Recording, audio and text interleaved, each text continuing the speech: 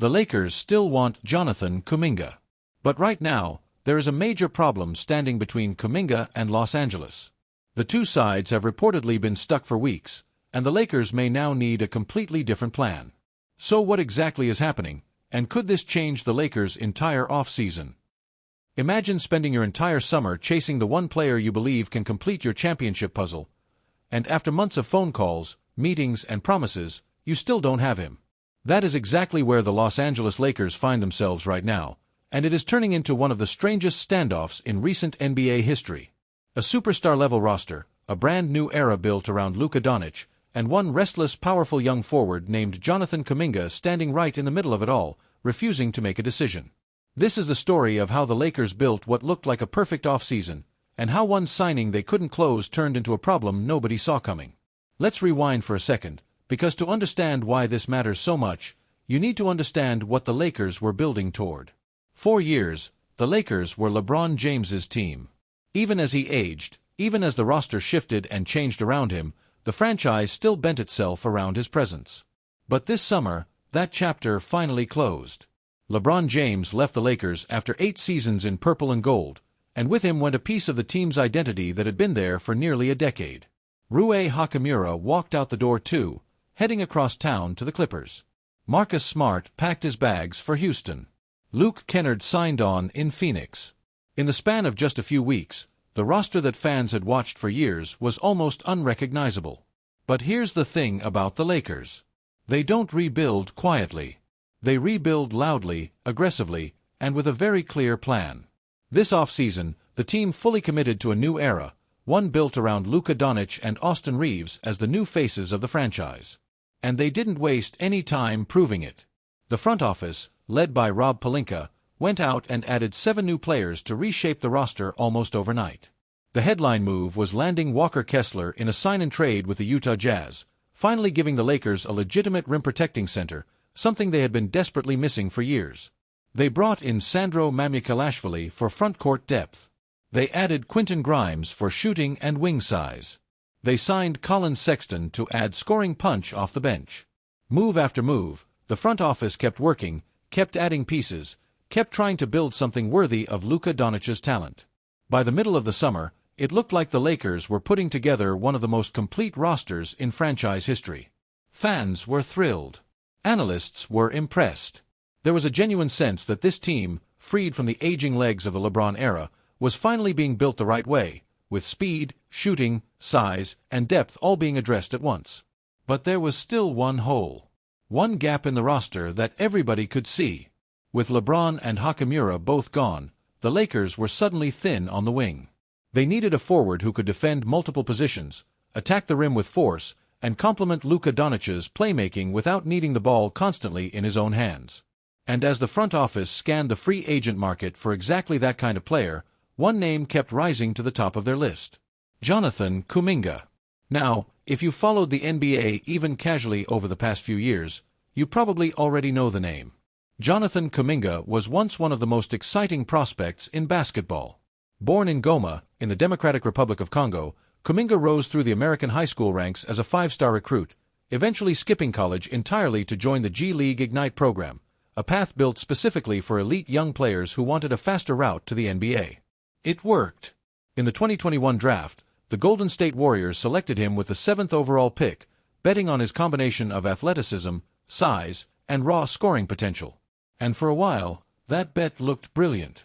Kuminga was part of the Warriors' 2022 championship run, still a rookie learning the ropes behind veterans like Stephen Curry, Draymond Green, and Klay Thompson. Over the following seasons, he developed into a legitimate scoring threat, someone who could explode to the rim, finish above the defense, and occasionally flash real defensive versatility. Warriors fans watched him grow, year after year, hoping he would eventually become the long-term 3rd star next to Curry and Green. But there was always tension bubbling underneath the surface. Kuminga, for all his physical gifts, never quite fit smoothly into Golden State's read-and-react, pass-heavy offensive system. He was a player built to attack downhill, to create with the ball in his hands, and the Warriors' motion offense often asked him to do the opposite. Reports surfaced repeatedly about friction between Kuminga and head coach Steve Kerr, about frustration over playing time, about a young star who felt he deserved a bigger role than he was being given. It became one of the most talked-about subplots in Golden State for multiple seasons. A talented young player, stuck in a system that wasn't built for him, growing more and more restless as time went on. Eventually, that tension reached a breaking point. Kuminga was dealt away from the only NBA organization he had ever known, landing with the Atlanta Hawks. It was a fresh start, a chance to prove himself outside of Golden State's shadow, on a team that could give him more freedom to play his game. But even in Atlanta, the story wasn't simple. On June 29th of this year, the Hawks made a decision that changed everything. They declined Kuminga's $24.3 million team option for the upcoming season. In an instant, Jonathan Kuminga went from a player under contract to a free agent, out on the open market, free to sign wherever he wanted. And that is the exact moment the Lakers pounced. According to league sources, the very next day after that option was declined, Kuminga had a virtual meeting with Lakers general manager Rob Pelinka and head coach J.J. Redick. It wasn't a casual conversation. It was a full pitch. Redick and Pelinka laid out a vision for Kuminga's future in Los Angeles, one where he wouldn't be a bench piece or a fourth option, but a high-minute starting wing playing alongside Luka Doncic in a spaced-out, modern offense built to let athletic forwards attack downhill.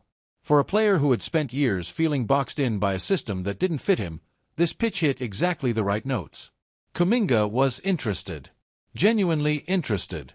For a moment, it looked like this could all come together quickly. The Lakers had the vision. Kuminga had the fit. All that was left was to actually get the deal done.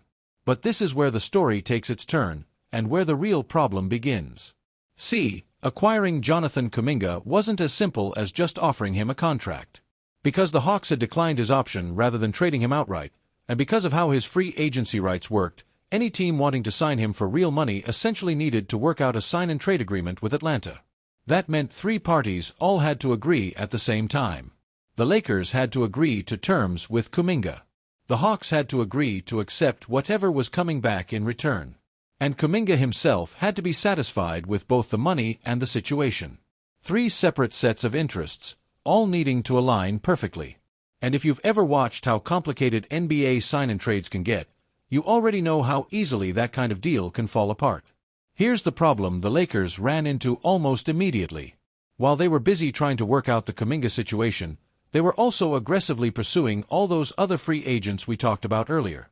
Walker Kessler, Sandro Mamukelashvili, Quentin Grimes, Colin Sexton. Every one of those signings ate into the team's available financial space.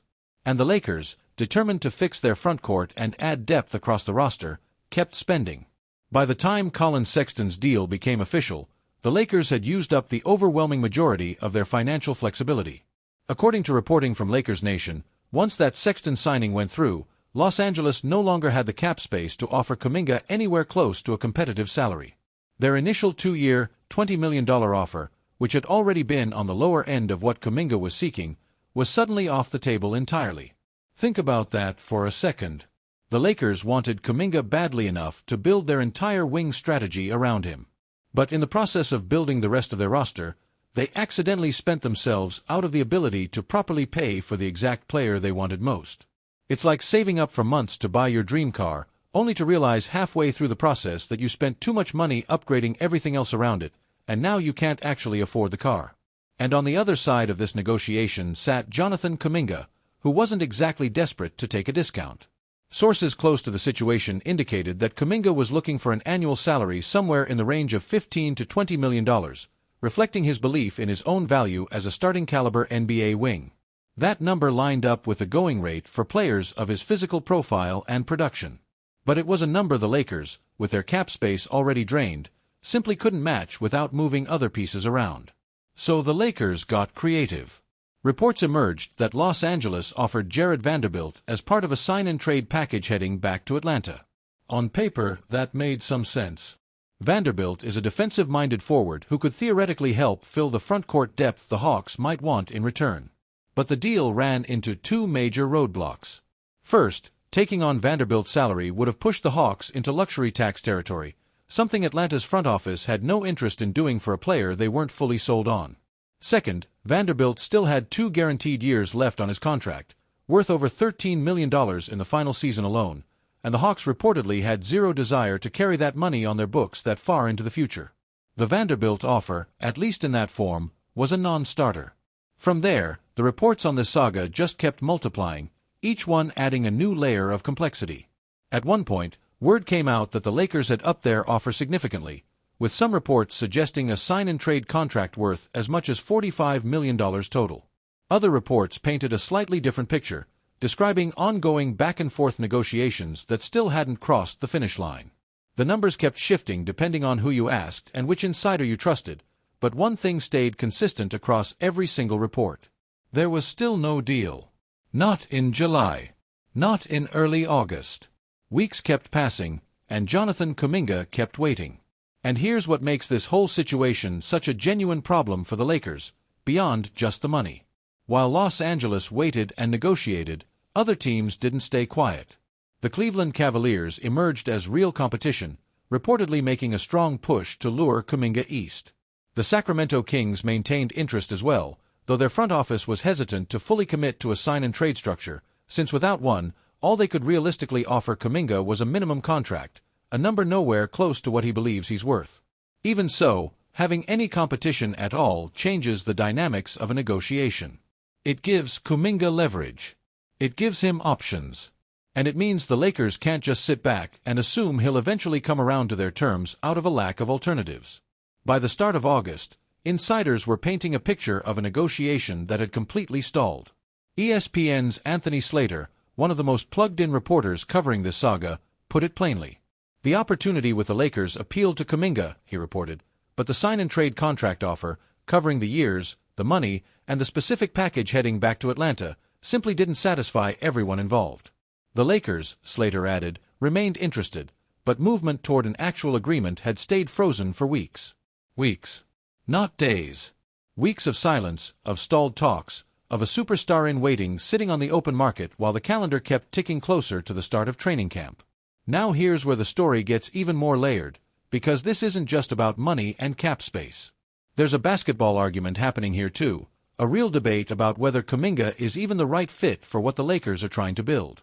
Remember, Kuminga struggled for years in Golden State partly because of tension with his head coach over role and system fit.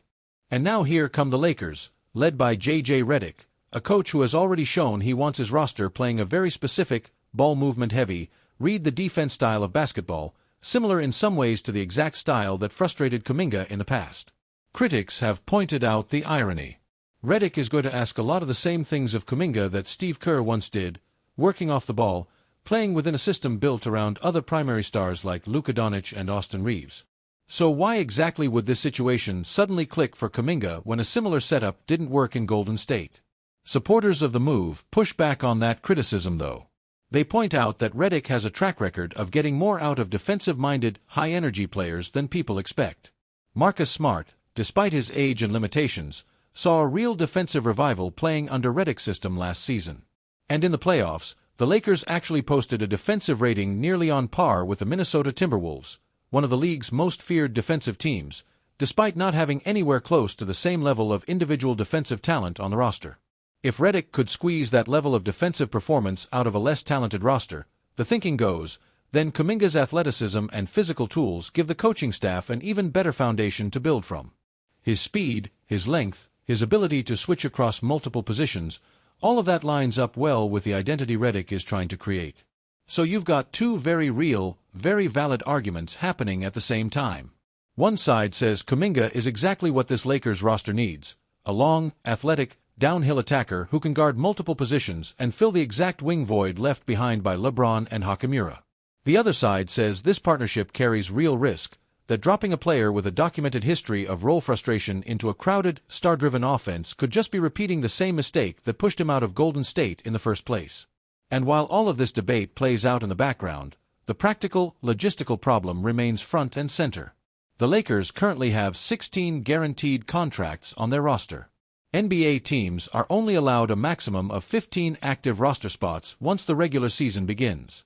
That means, regardless of what happens with Kuminga, the Lakers are going to have to make a corresponding roster move just to get down to a legal number of players. If they somehow do manage to close a Kuminga deal, that pressure only intensifies, because now they'd need to move off not just one player, but potentially multiple contracts to make the mathematics work under the salary cap rules. There have even been rumors, on top of everything else, that the Lakers are simultaneously looking to add another big man to help support Walker Kessler and Kevin Looney in the frontcourt, since those two players combined for a shockingly low number of games played last season due to injuries. Names like free agent center Nick Richards and Chicago Bulls big man Jalen Smith have both been floated as potential targets. Which raises an obvious question. If the front office is already thinking about adding even more pieces, on top of an unresolved Kuminga negotiation, on top of an overloaded roster that already needs trimming down, how much more complicated can this offseason actually get before something has to give? As of the most recent reporting, dated just this past week, the situation remains exactly where it's been for a while now. Frozen. Stalled. Unresolved. Anthony Slater's latest update confirmed that the Lakers still maintain genuine interest in Kuminga, that they haven't walked away, that Rob Pelinka's front office keeps calling, keeps checking in, keeps trying to find a version of this deal that works for everyone. But according to Slater's own sources, the Lakers have simply not made what he called a lucrative enough offer to get Kuminga to actually jump and sign.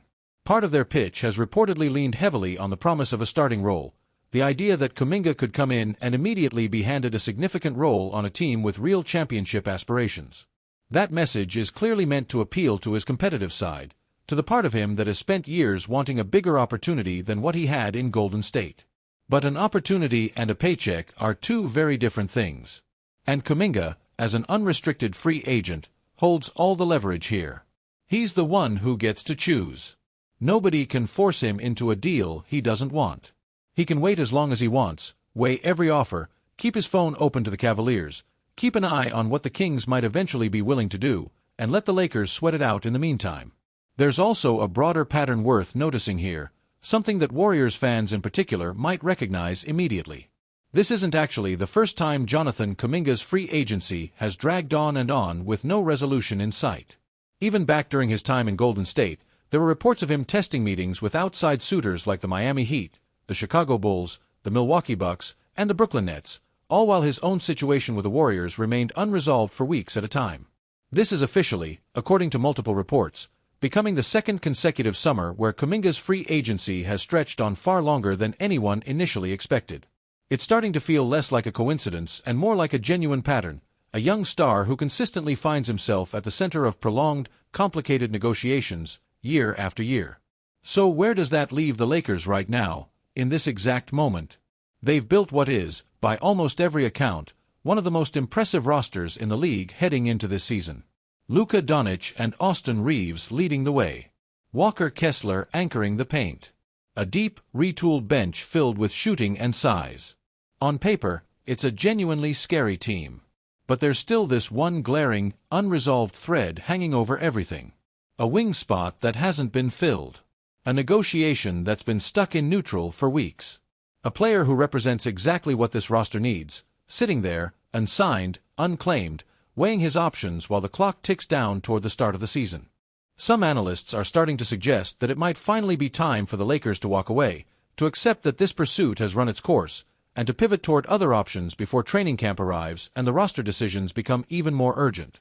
Others believe patience will eventually pay off, that Kuminga will come around once he fully processes just how good this Lakers roster could actually be with him in it, and once no better offer materializes elsewhere around the league.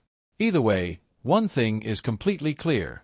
What was supposed to be one of the final small details of an otherwise excellent Lakers offseason has instead turned into a genuine, lingering problem.